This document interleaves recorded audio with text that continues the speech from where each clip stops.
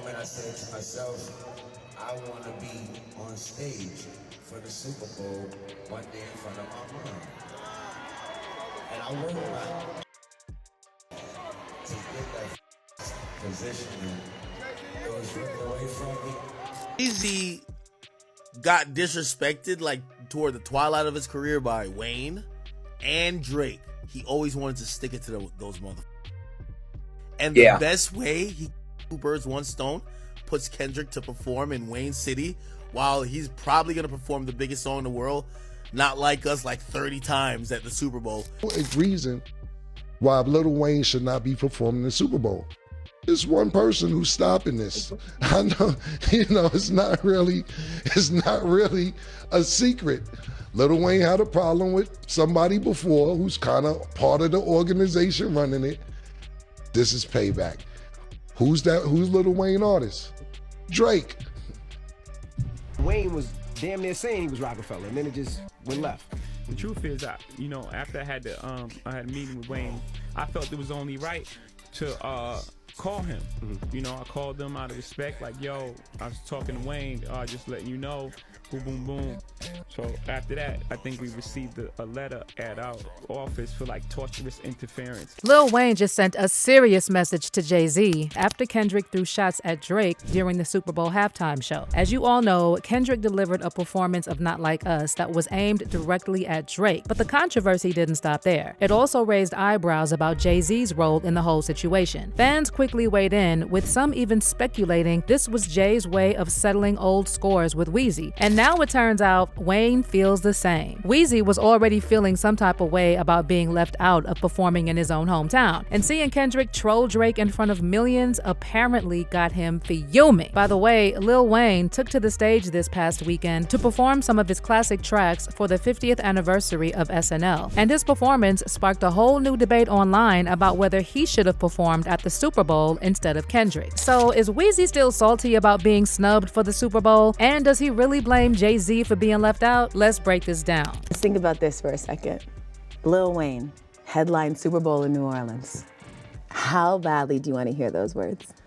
Just as bad as I would want to see my name at the top of that list when I was that whatever age it was, and I would bust into the office and get that Billboard magazine. Lil Wayne's performance during Saturday Night Live's 50th anniversary celebration last weekend reignited that whole conversation about why Weezy wasn't picked for the Super Bowl halftime show. And a lot of fans are now saying it was a mistake to pick Kendrick over Wayne. So in case you missed it, Lil Wayne hit the stage with The Roots for the SNL anniversary, and he performed some of his iconic hits like Lollipop, 6 Foot 7 Foot, and A Milli. And fans wasted no time flooding social media, calling out the NFL for missing the mark, and saying that Wayne should have been the one headlining this year's Super Bowl halftime show. One fan said, Lil Wayne not performing at the Super Bowl was a crime. And someone else added, the energy, the breath control, the stage presence, and y'all had the nerve to say Wayne couldn't headline the Super Bowl? Now, Kendrick definitely made history with his halftime show, and he pulled in over 133 million viewers, making it the most watched halftime performance in history. But while Kendrick's numbers were impressive, the performance itself wasn't exactly what some fans were expecting. A lot of viewers felt like the whole thing was lackluster, and they were saying that if it wasn't for Kendrick's Not Like Us segment, the show would have been a snooze fest. And get this, the NFL actually sent a letter of apology to Lil Wayne, and a staffer later admitted that a mistake was made while choosing the headliners for the halftime show. One NFL employee told the U.S. Sun, a mistake was made, and we regret the choice that was made. Lil Wayne should have been the first option, as he is from New Orleans, and we know that there was a clear motivation for him and his side to do a unique show in his town. The NFL insider went on to say that Lil Wayne was the obvious choice, and the choice made wasn't the best one at all. We regret not pushing for him as much as we should have, the insider added. But that's not all. Reports are now starting to surface that the real reason Wayne was snubbed for the Super Bowl halftime show might be Jay-Z himself. Apparently, Jay pressured the NFL to choose Kendrick over Weezy for the performance, keeping his hands in the mix as usual. And now sources close to Wayne are saying he believes Jay is still holding a grudge over their past issue. And by the way, this isn't even the first time Jay-Z has been accused of using his influence with the NFL to spite old rivals. Remember how 50 Cent previously revealed that Jay tried to block him from performing at the 2022 Super Bowl with Dr. Dre, and he was only allowed to perform because Eminem stepped in and gave them an ultimatum. But even then, 50 still wasn't allowed to be in the Super Bowl ad. I wasn't in the ad right, because of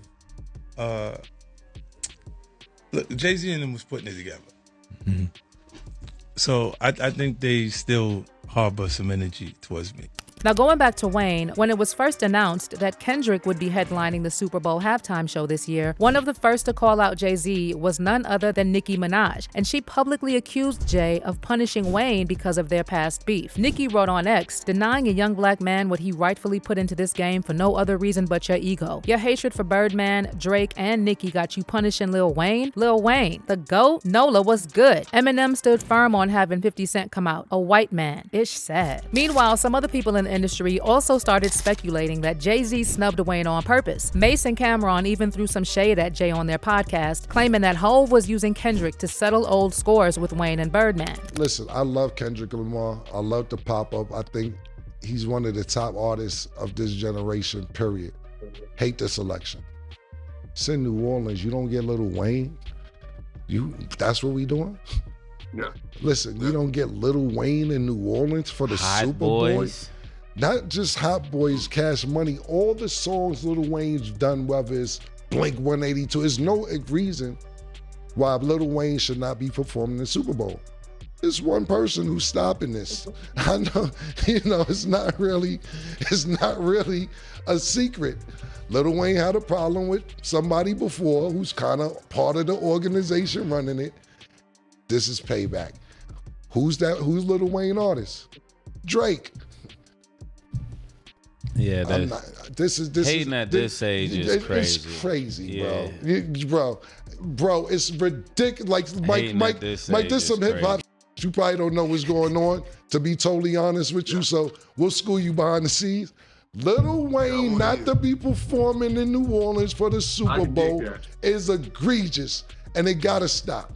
It gotta stop. Mike will tell you what's going on later. It gotta stop, bro. It gotta stop, man. Yeah, and I'm doubling down on that. Hating at this age is crazy. Yeah, it's wild. I love Lil Wayne. It's wild, bro. Man. I work with Lil Wayne. I love him. Great dude. Great dude. And this has nothing towards Kendrick. If anybody deserved it, Kendrick deserved it. But there's some backstory going on. Yeah. Why Lil Wayne is not performing the Super Bowl. Good points. Right, I can dig it. Yeah, that's sad. That's so sad.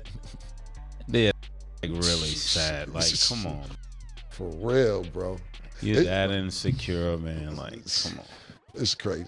And then DJ Academics also joined the chat, and he alleged that Jay-Z is still bitter about Drake's dissing him on his 2015 track, Charged Up. Academics wrote on X, Jay-Z and Roc Nation responsible for curating the Super Bowl halftime show. Remember that. And then Academics later shared a post on IG saying, Jay-Z set up the play. Drake, Jay ain't forget about that Charged Up verse. He the higher-ups. Now, as for Wayne, we all remember how he dissed Jay-Z on I'm Good, calling him the P word and threatening to take him out. And he even threw in that wild line about wanting to kidnap Beyonce. And while Jay-Z has been repeatedly bragging about being the best rapper alive, Wayne claimed that title for himself on The Carter. Meanwhile, Beyonce recruited Wayne for the Destiny's Child track Soldier, which apparently rubbed Jay the wrong way. And to top it off, that same year Wayne dropped The Carter 2, which included a track called Best Rapper Alive. And while Jay had already announced his retirement by that point, he quickly changed his mind and clapped back on Kingdom Come, calling himself hip-hop's savior on the title track. And of course, Wayne felt some type of way about this, telling Complex in 2006, I'm better than him. I'm 24 years old. I'm 13 years deep with 5 albums and 10 million records sold. I don't like what he's saying about how he had to come back because hip-hop's dead and we need him. What the F do you mean? If anything, it's reborn. So he's probably having a problem with that. You left on a good note, and all of the artists were saying, yo, this is Jay's house. He's the best. Now he comes back and still thinks it's his house. It's not your house anymore, and I'm better than you. Wayne later doubled down on these comments, and he also claimed that Jay-Z was just bitter about his success because Def Jam didn't sign him when they had a chance. Weezy told Hot 97 FM, I want people to just look at it like that dude who came out of college that was supposed to get drafted by the #1 team, which was Rockefeller Def Jam. They passed on me, and now I'm with a good team and a good coach. And of course, on every interview, I'm gonna cut down the team that didn't pick me. Now, Jay-Z initially stayed silent on Wayne's calling him out, but then Watch What You Say off T.I.'s T.I. vs. Tip album leaked in 2007, and fans were convinced that Jay was addressing Weezy Weezy when he rapped, "I hear you baiting me lately. I've been doing my best just to stay hater-free. Still, watch what you say to me. Sooner or later, I take you up on your offering, put you all in your place, like I'm replacing your father. You're talking to the author, the architect of the blueprint. My DNA is in your music, MFer. Watch what you say to me." And while there was a period between 2007 and 2009 when it seemed like Jay and Weezy had buried the hatchet, the tension was always there. And even when Jay was giving props to Wayne in interviews, it always felt backhanded and not really genuine. For instance, Jay told Vibe magazine in 2008 he first approached me as a fan. When he felt like he was close enough, he was like, "Maybe I can take his head off," which is natural. "I think he really is a fan of mine. I think he really loves the ish that I've done. But as a person, as a competitor, that's only natural." There was a time when Kobe was like, "I think I can take Mike." I admire that in a way. The public has him in line next, and for me to say he's not in line next would be foolish. That's what the public says, so why not? But just when it seemed like the drama was over, Birdman jumped in to stir the pot, telling Tropical TV in 2009, "I don't think Jay-Z is the #1 MC in no kind of way. Wayne's the best. He do the most and he makes the most money. I don't think no man in the business make more money than us. How can you be the best if you don't make the most money and you don't do the most?" Lyrically, come on man, be for real. Can't nobody F with Wayne. If you #1 and you ain't getting no money, it don't mean nothing. That's when the drama escalated again and Jay fired back on the track HAM, the first leak from his joint album with Kanye, Watch the Throne. Responding directly to Birdman, Jay raps, "I'm like really half a Billy. Really, you got baby money. Keep it real with them. They ain't got my lady money." And of course, Birdman couldn't let this slide, so he clapped it back on social media saying, "We gonna keep spending baby money. Billionaire minds, stay tuned." Birdman also later took shots at Jay and Kanye, seemingly accusing them of stealing the idea for Watch the Throne from Wayne and Drake. "It's older versus younger," Baby said. "I listened to a few songs and it feels like an older feel to me. I think with Drake and Wayne, they young cats. You got 23 and 28. Then you got Jay-Z and them, who are older and really on their way out the game. Then you got Wayne and Drake and them, who are still youthful to the game." Meanwhile, Wayne also dissed Watch the Throne in a freestyle at the Young Money Cash Money pre-Grammys party, rapping, "I met a bad red bone. I took the B home. I asked her what she wanna watch. She said, surely not the throne." But despite all this back and forth, the tension between Jay and Wayne never really escalated into something more serious, and the two have kept a respectful distance for years. But fast forward to this Super Bowl situation, and now it seems like all that old drama is bubbling up again. Insiders close to Weezy are saying that Wayne is convinced Jay-Z pushed for Kendrick to headline the halftime show as a way to throw some shade at him and his camp, especially with Kendrick taking shots at Drake during his performance. But some fans are saying that this is a massive reach because we all know Jay-Z cares about profit over everything. And since Kendrick was coming off the biggest rap record of the year, it makes sense from a business perspective that they picked him for the halftime show. But what's your take on all this? Do you believe Jay-Z really used the Super Bowl to settle old scores with Wayne and Birdman, or are people just reaching with this theory? And would Lil Wayne have been a better pick for the halftime show over Kendrick? Drop your thoughts in the comments and don't miss out on this next video.